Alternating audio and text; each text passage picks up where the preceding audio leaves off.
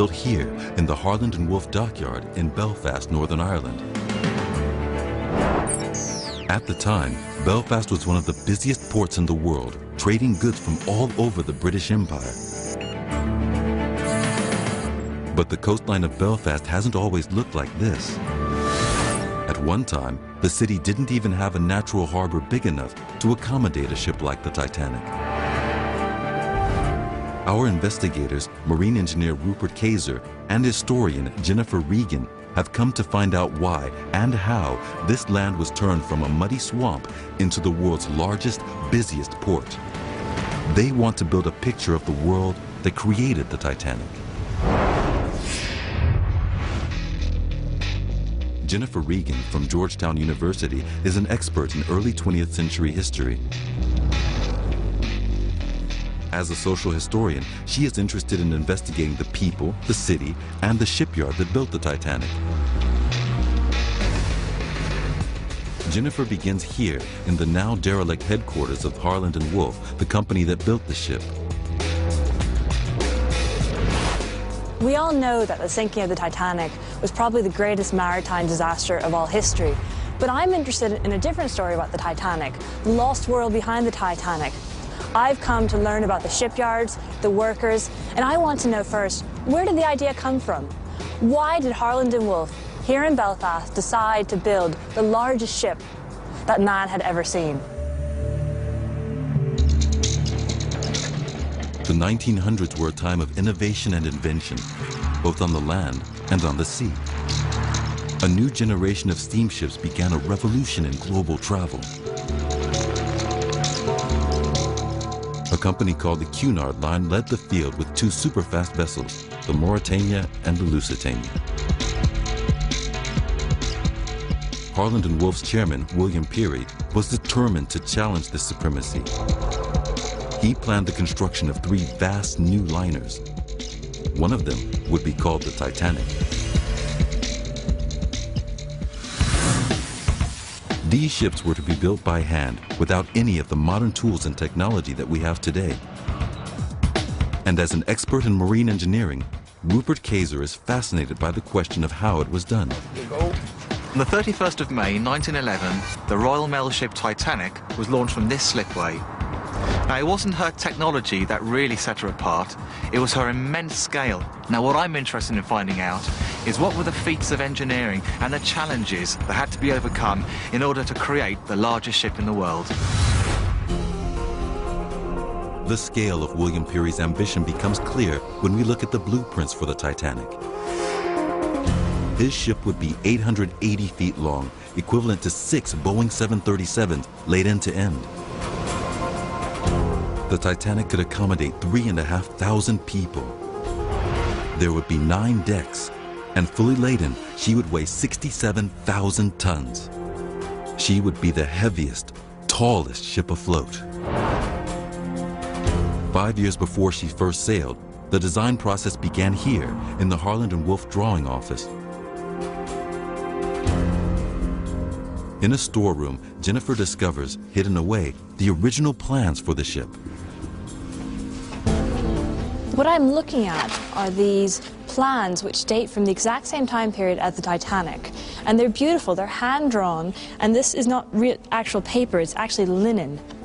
And what I've realized is that every single detail on the Titanic was drawn up in this room, from the decks to the doorknobs. It would have been decided here. And this huge room would have been full of people working away, draftsmen and architects. A small army of designers was mobilized to work here. Jennifer meets Una Riley from the Belfast Titanic Society to discover how it all came about. Una, looking at this model of the ship, how did this happen? Why did they decide to build a ship on this scale, so big? It's basically all down to one man, William Peary. He was chairman of Harland and Wolff at that time. He was very keen to promote Belfast and to get work in to Belfast in the shipyard. And at that time, the modern ship was the Cunarders, the Lusitania and the Mauretania, and they were built to race across the Atlantic to save time.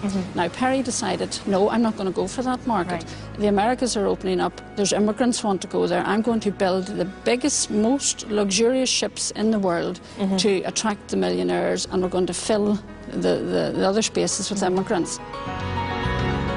So Peary's idea was that the Titanic would make money not only from the rich, but also from third-class passengers who would treat the journey to America as the beginning of a new life. Most of the space was given over to the first, second class, but most of the people were actually down in the bowels of the ship in third class. This was to be the most prestigious shipbuilding project in history, completed in the world's largest shipyard. The creation of that shipyard was a feat in itself. From just a small 17th century town on the River Logan, Belfast grew. The landscape changed dramatically. To discover how, Rupert Kayser has come to meet local historian Stephen Cameron. Can you explain to us what this area would have looked like about 300 years ago? Yeah, I mean, really the way the river flowed down, this whole area would have been mud flats at the time. The river meandered very badly. It was a major problem for Belfast. Ships had to discharge cargoes outside really the confines of the river because it was so narrow and so shallow as well. So the Belfast Ballast Board decided that they would try and straighten the Lagan, and especially the bit just behind us here. What the port authorities proposed was a mammoth undertaking. Rupert wants to find out exactly how they plan to transform acres of mudflats into a thriving deep harbor.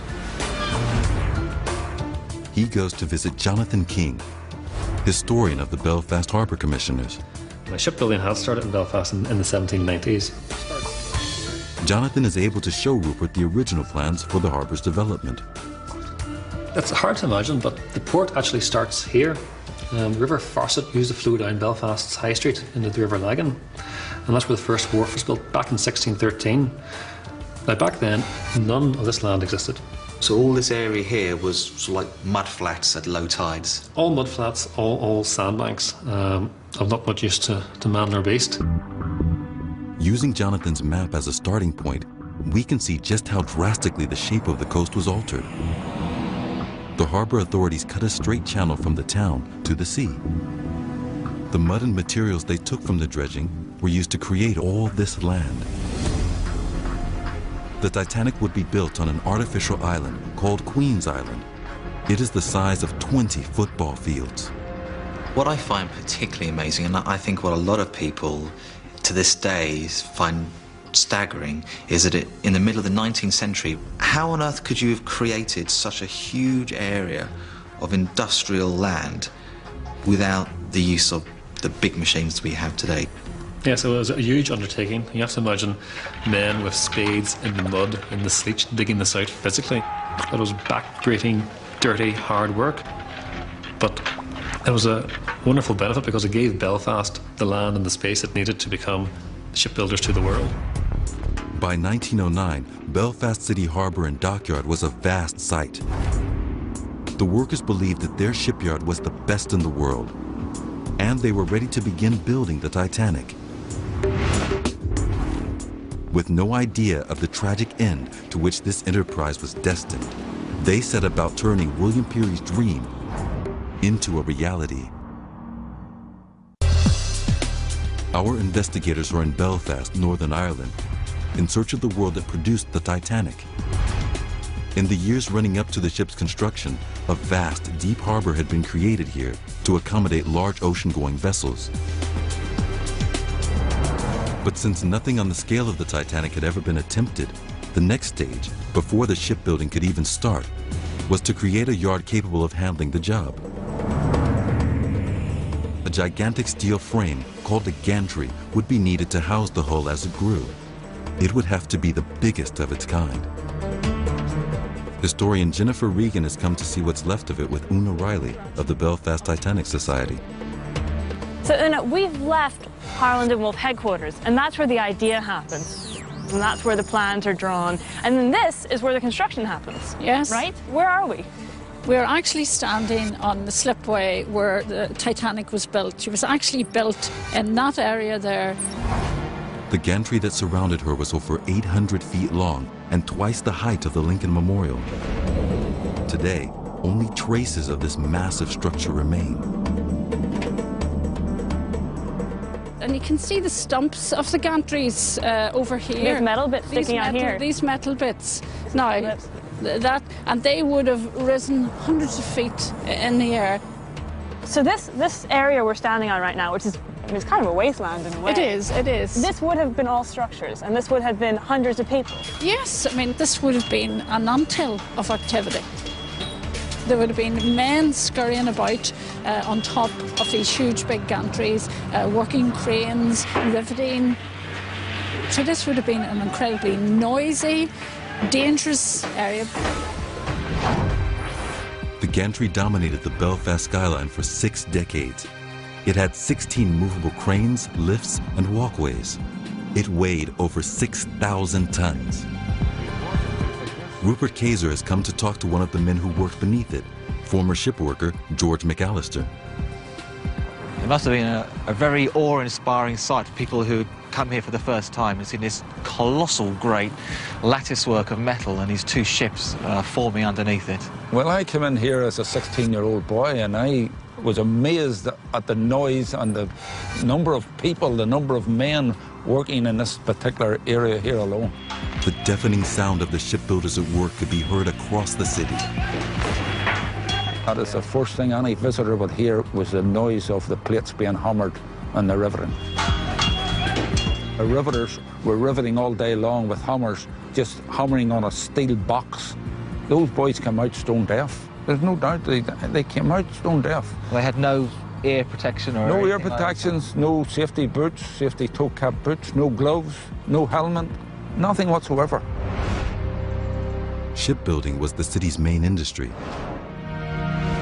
The majority of the workforce came from the Protestant community of East Belfast.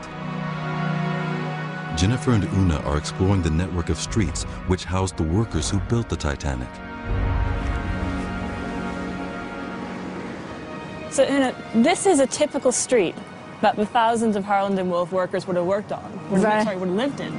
Yes, very much so. It's a typical terrace street, and the workmen would have lived in these houses. Mm-hmm. These simple houses were heated by coal fires and lit by candlelight. They had no internal plumbing, and although each was comprised of only 4 rooms, they would often be home to a large number of people. You would be surprised at how big of a family could be living in there. As many as 6 children, if not more. Wow. And there are thousands of people who are working for Harland and Wolff who are living on streets that are almost identical to this one. Yes, very much so. The construction of the Titanic had created an unprecedented employment boom. Along with new houses, shops, schools, and churches were also built. Across the city, there was an explosion of building to accommodate the new shipworkers and their families. Today, many houses are being renovated, but hidden among the streets are clues to what life was like here 100 years ago.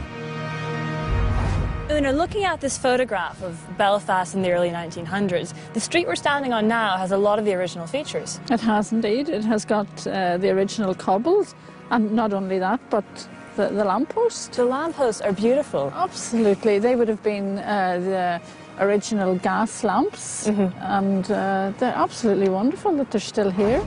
So this is very close to what a street would have looked like when Harland and Wolff was at its busiest. Yes, very much so. If you were to take away just these posts taking electricity and just have the lampposts, you could be standing on a street where Titanic workers were in practically every one of those houses. Excellent. Today, the Belfast shipyard is no longer the city's main employer. Other industries have taken over. But in the 1900s, the shipyard dominated every aspect of the workers' lives. Walking around these streets of East Belfast, I've come to appreciate that these workers always lived in the shadow of the shipyards. You could actually see Harland and Wolff from where they live. All the workers would have walked or taken the tram there together. They lived in very close quarters in these terrace houses. And it gives you a sense of the tight-knit community and how important the shipyard was in their lives. By 1910, Harland and Wolff were employing 15,000 workers to build the Titanic, alongside her sister ship, the Olympic. They used tried and tested methods. First, they would lay a keel. Then, they'd build a frame on top of it. The frame was then clad in a steel shell.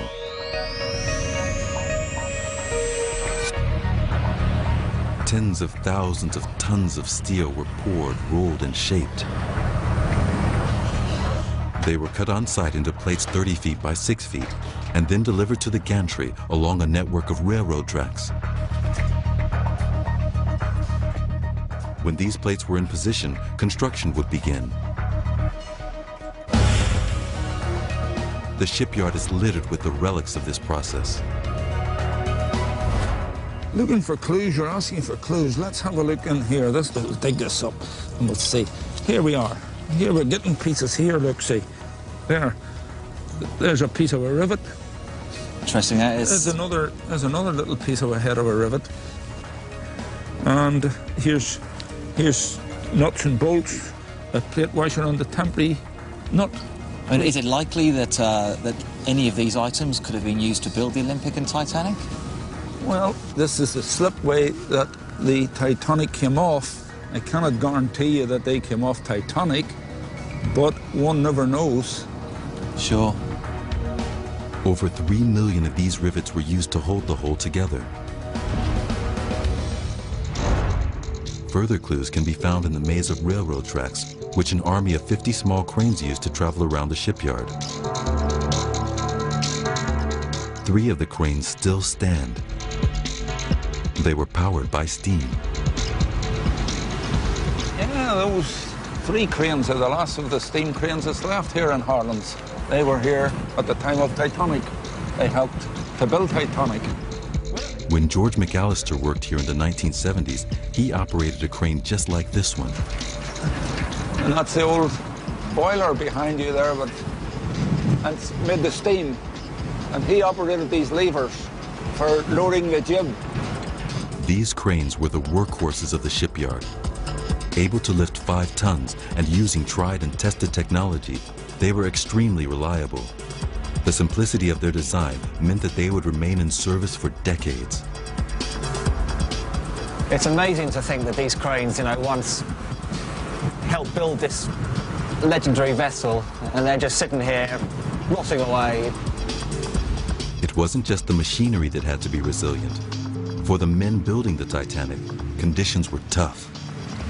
Well, when the shipyard first started, when it first opened in the 1800s, the men worked from 6 o'clock in the morning to 8:15 at night, 5 days a week. It's 14 hours a day? And from 8 o'clock in the morning on a Saturday to 4 p.m.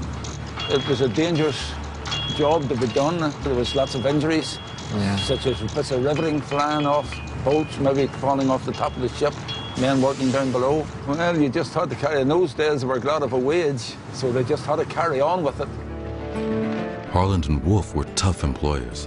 The shipyard workers had very few labor rights. Men lined up every day trying to get a day's work, and in fact, if you got a day's work, you used one of these little boards. What's this? Which is a little wooden board, and it has a unique number stamped in there. 35315. Right, Okay. and that number would have entitled you to this little board entitled you to many things, even the permission to go to the toilet. You had to use You had that. to use that, and you were only allowed 7 minutes all day in the toilet. There were hundreds of different trades and thousands of skilled craftsmen at work in the shipyard. From riveters, steelworkers, fitters and joiners, to plumbers, cabinet makers, painters and plasterers. I mean, it was a whole world of industry. Thousands of people. Thousands of people all working together to produce magnificent ships. So what you're describing is not just the building of a ship, but it's the building of a city around this shipyard. It was like a city, and they did look after their citizens. Yes, they were tough employers, but there was respect there. It was tough, and the men were tough, but they produced some fantastic ships. It took 15,000 men, 24,000 tons of steel, 3 million rivets, and 2 years of work. Finally, the hull was ready to be floated. Next, our investigators tried to recapture the moment in May 1911 when the Titanic first hit the water. You could have got a leg broke. People could have been killed, which they were. Our investigators have seen the way that the Belfast dockyard was transformed to enable the building of the Titanic.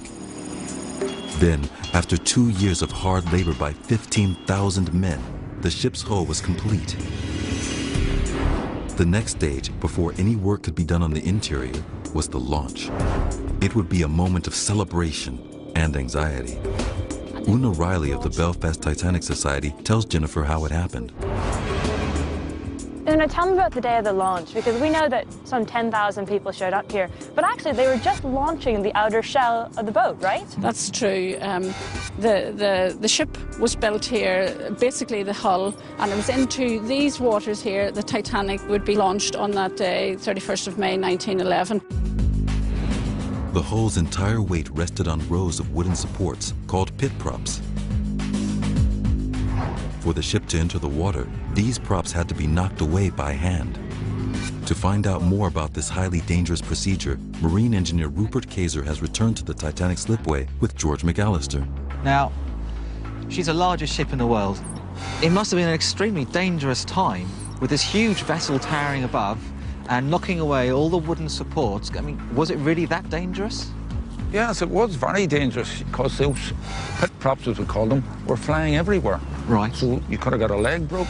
People could have been killed, which they were. Were they flexing under the weight? Well, as they got so many out, the ship was coming down onto the rest that was left there, and they were actually bowing out, and they just shot out at a tremendous force. Shot out? Shot out anywhere. At exactly 12:14 p.m. on May 31st, 1911, after final checks, and with a signal from Lord Peary, the Harland and Wolff chairman, the launch began. It was a dramatic moment. Titanic was in motion for the first time. It took just 62 seconds for the 24,000-ton hull to move down the slipway into the River Logan. For the people of Belfast, this was a time of pride, achievement, and hope. But it came at a cost. One of the team assigned to remove the pit props was crushed by falling timber. He died. The Titanic had claimed a life before she'd even entered the water. After the launch, work began immediately on equipping the hull. As well as huge steel anchors, 4 mighty funnels were fitted. Only 3 of them had any practical purpose. The 4th was there just to make the Titanic look as impressive as her rivals. 2 massive steam engines would power her across the Atlantic. They were fed by 29 boilers and 159 furnaces. When the Titanic sailed, 160 firemen would stoke them with over 600 tons of coal every day. The 2 engines each stood over 30 feet high. In their time, they were the largest ever built. Their design was very similar to that of these smaller engines, housed in a museum in London. Rupert has come here to see the engines in action and find out from steam engineer Dick Fillery what it must have been like in the Titanic's engine room. This engine here is, in fact, quite a small triple expansion engine. The engines in the Titanic would have been, what, 5 times the length, 4 times as high. Instead of just one walkway round it like this, there'd have been 3 or 4 walkways going up right up the very top of the engine. And apart from that, it would have been dark and gloomy inside the boiler rooms. They didn't have lots and lots of light going, so this thing would tower up into the darkness and make it be even bigger than it appeared. And of course, the engine would be turning around, and in fact, the whole ship would shake as the engine was turning. So some people found it quite a scary place to have been. The design of the Titanic's engines was comparatively old-fashioned. While the rival Cunard line had fitted their ships with turbines, the Titanic's builders put their faith in a traditional reciprocating design. So why was an engine of this type used to propel the Titanic? They were efficient, they used less fuel than a simple engine, and also they were well-tried technology. They'd been built for years, people knew how to put them together properly, people knew how to run them properly, and they were reliable.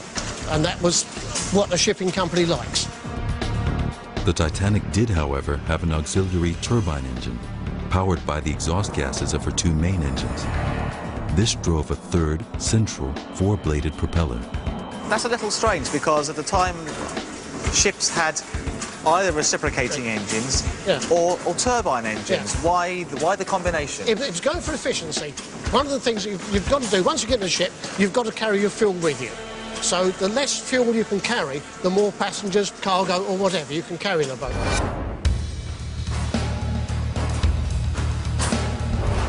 With the engines fitted, the Titanic needed to be moved out of the water into a dry dock, where all the final work on the hull could be completed. The only dry dock that could accommodate her was the Thompson dry dock.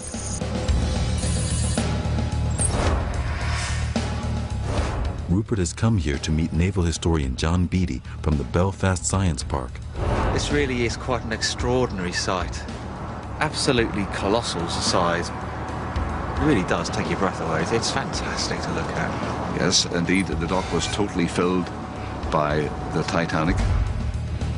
This was the largest dry dock of its time, 850 feet long, equivalent to 3 football fields, and 120 feet deep.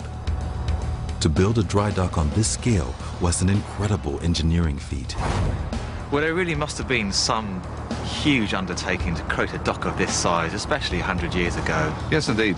They knew at the outset that they had a very big challenge to build this dock, as they were building through very poor material, approximately 50 foot of reclaimed land, which is basically mud. And indeed the dock itself, hidden where you cannot see, there's an enormous amount of materials used in the dock. Absolutely stupendous amount of concrete and brick. So it really was a colossal engineering feat. It was, and a high risk piece of engineering. The aim was to build the dry dock in 3.5 years, but eventually it took 7 years. It was ready just in time for the Titanic. On February 3rd, 1912, tugboats began the delicate process of maneuvering the Titanic into the Thompson dry dock. When she was inside, the gate was closed and the engines from the nearby pump house began to drain the water. In the case of the Thompson dock, it's 23 million imperial gallons of water have to be taken out to dry the dock. 23 million. 23 million. And these pumps could pump all that water out in 1 hour, 40 minutes. But in real terms, they would be more careful in how they pumped the water out because they had to allow the ship to settle onto the keel blocks. In the Titanic's case, pumping lasted 12 hours.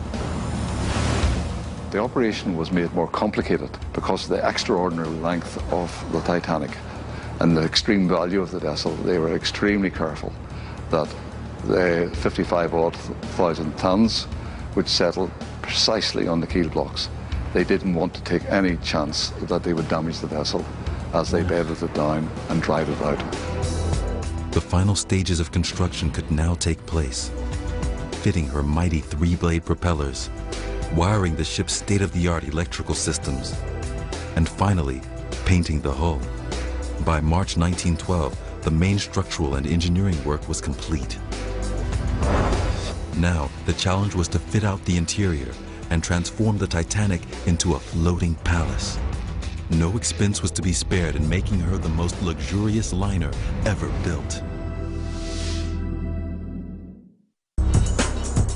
Investigators Rupert Kayser and Jennifer Regan are in Belfast to try to build a picture of the world they created the Titanic. It wasn't just meant to be the biggest ship in existence. Its builders were intent on making it the most luxurious too. What I want to know next is how the interior of the ship was built. Harland & Wolff did not spare any money. They brought in thousands of master craftsmen to construct the most luxurious interior of the Titanic. So what I want to do is to go into the world of those master craftsmen and understand how they worked. Historian Jennifer Regan has come to Belfast City Hall to meet with Una Riley. This building was opened in 1906, just 1 year before the Titanic was commissioned. Today, it is a great showcase of the grand design and expert craftsmanship which built the Titanic. The ornate wooden paneling, decorated ceilings, fixtures, and fittings were all the finest of their time. Many of the craftsmen and artisans who would go on to work on the Titanic worked here first. Now, I've heard that the City Hall is actually called the Stone Titanic locally. Why is that? That is true, because it was conceived around the same time as the Titanic was being conceived, and Lord Perry, who had been a former Lord Mayor, he was involved with the construction and design of this, and it's felt that he took some of the designs from here to the Titanic. What I love about this room is all the period detailing, because it was built just 6 years before the Titanic. So it's really the same kind of period in design. And there's so much detail in the ceiling, in all this cornicing, in these columns. We've got the stained glass windows. They're beautiful. Absolutely. I mean, they didn't do things by half in Belfast at the beginning of the 20th century. Everything was done to the best, to the highest, to the best specification, just like Titanic. The first-class accommodation would rival any grand hotel on land, and its centerpiece would be the sweeping grand staircase which led from the promenade deck to a vast paneled dining room. In order to know what the Titanic's interior really looked like, Jennifer has traveled from Belfast to Northumberland in the northeast of the British Isles. Here in the ancient town of Titanic, she has uncovered an exact copy of the Titanic's first-class dining room. When the White Swan Hotel was refurbished in 1936, they used interior fittings and furnishings from the Titanic's sister ship, Olympic. The Olympic's interiors were identical to the Titanic's. The ships were designed and built by the same Belfast craftsmen. And in the lobby of the hotel is the last remaining section of the grand staircase from the first-class saloon. So, John, what can you tell me about this magnificent carved staircase? Wonderful example. This is the last surviving part of the grand staircase from RMS Olympic, identical to what was on RMS Titanic in 1912 when she sank. This is quite unique because there is no other grand staircase left in the world from the Olympic-class liners. The breathtaking detail of the hotel dining room reveals more evidence of the skills and expertise of the Belfast shipworkers. The ceilings, windows, light fittings, and the exquisite wood paneling all reflect the golden age of sea travel. Here is a rare opportunity to sense what life must have been like on board the Titanic. So, John, standing here is about as close as we can get to what it would have felt like inside the Titanic dining room. Absolutely, yes. We've got these incredible plasterwork ceilings, we've got stained glass, we've got all these panels. There's just so much to take in. Yes, absolutely original. Obviously, the first-class dining room on Olympic was a lot larger than this. We're talking maybe probably 10 times larger than this. That's enormous. I want to know more about this woodwork. It's incredible. It is. The craftsmanship here is absolutely amazing. Now, the Olympic carvings were all made at Harland & Wolff, same as the ones in Titanic.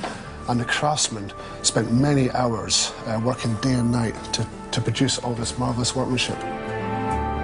Peary knew that this was the best way to attract big spending clients. John, I can tell from looking at this woodwork that they were working towards a very demanding clientele. Absolutely. This is first-class paneling at its very best in the height of 1911, 1912. And no detail is spared. Tell me about this light fitting here. It's bronze. These are absolutely original to the ship. Yes, they are bronze. There was hundreds of these on board. And of course, state-of-the-art because they are electric. Yes, they are. Yes. Beautiful.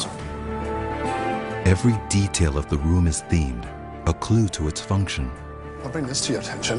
We have some musical notes up here and symbols on a piece of paperwork, all carved into the woodwork. That's a music book that's open. Yes, absolutely. And it's all hand-carved by those workmen in Harland & Wolff. That's incredible. It's and so tiny. the whole room is music-oriented.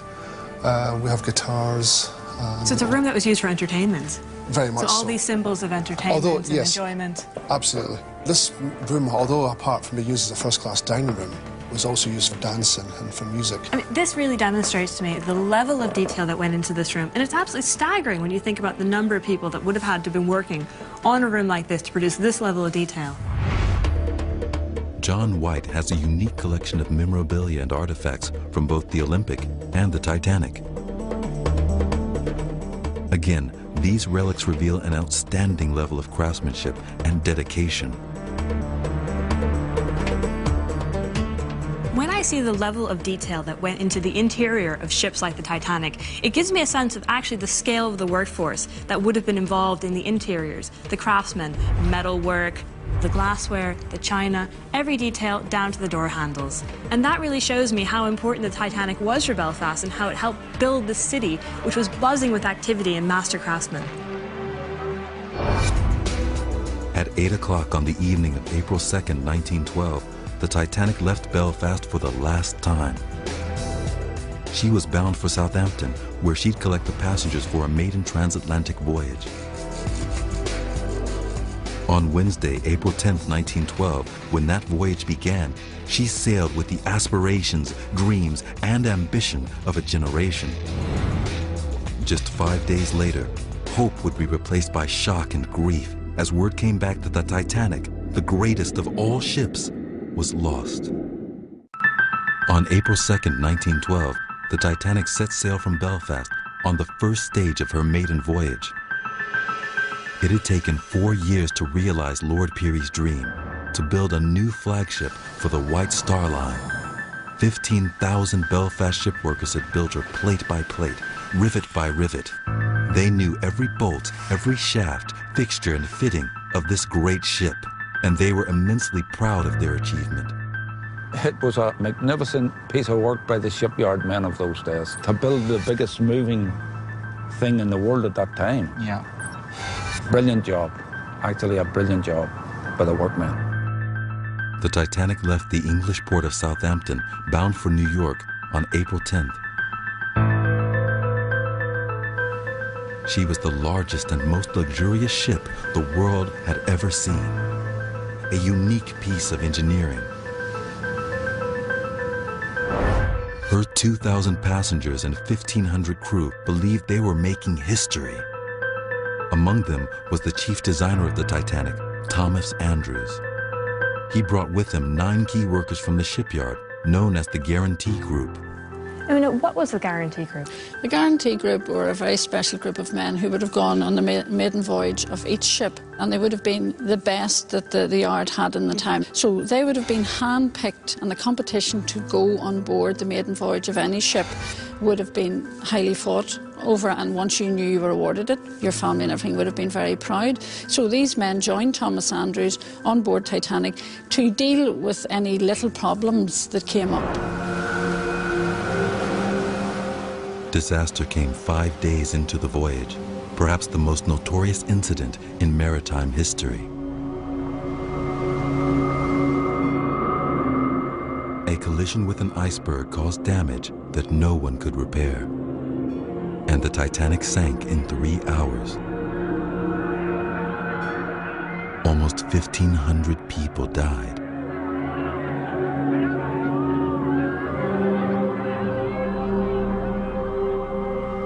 As news of the tragedy traveled back across the Atlantic, the city of Belfast went into shock.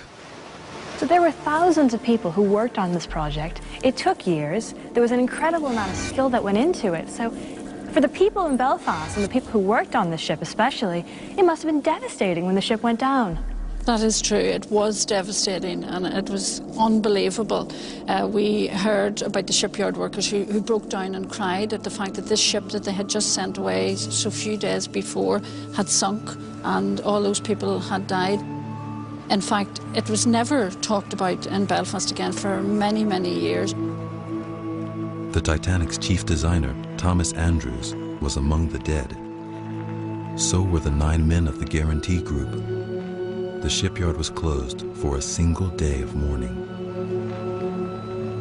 But the impact on the Belfast shipyard was permanent.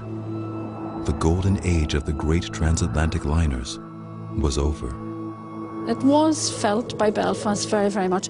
In fact, all these things that we've been talking about, the biggest gantry, the biggest slipway, the biggest dry dock, they were never used again for the purpose for which they had been built.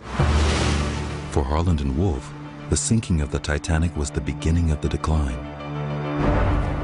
During the First World War, The yard continued to make ships, but the slipways and gantries, which were built for the Titanic, were never to see work on that scale again.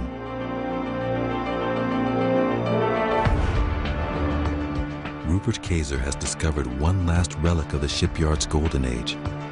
This small, almost derelict vessel, until recently lying forgotten in a harbor in France, is the Nomadic. It was her job to ferry first-class passengers from continental Europe to the harbor where they'd board the Titanic. Of all the ships built by Harland and Wolff during the glory days of the early 20th century, the Nomadic is the only one that remains. A team of volunteers intends to restore her to her original grandeur. Local historian Stephen Cameron explains to Rupert why the return of the Nomadic is so important to the people of Belfast. The same steel, same material, the same rivets that are in this ship were also in Titanic as well. She's come home to Belfast, to the place where she was born, to the home of Titanic, and that's where she should be, and it's fantastic to have her back here in Belfast. The Nomadic remains the last surviving link with the Titanic and Belfast's great era of shipbuilding. Nothing on the scale of the Titanic had ever been attempted before. It was the greatest engineering project of its time. What's really impressed me is the sheer array of skills needed to build such a vessel. The parts needed to create Titanic, they range from some of the smallest ones like rivets, up to frames which were 80, 90 feet in length, plates that were 30 foot in length. All this amazing amount of material, all individually crafted, put together by hand to create the world's most luxurious ship. What I've learned on my journey to rediscover the lost world of the Titanic is not only that White Star Lines built the most magnificent ocean liner the world had ever seen, but that they brought in an infrastructure into this booming city of Belfast. So not only did they build a huge shipyard, a community was being built as well around the shipyards, and that there were thousands of people, master craftsmen, shipyard workers, who were coming to this city to build this magnificent ship. Although it ended in disaster and grief, the story of the Titanic is also one of skill, dedication, and extraordinary achievement.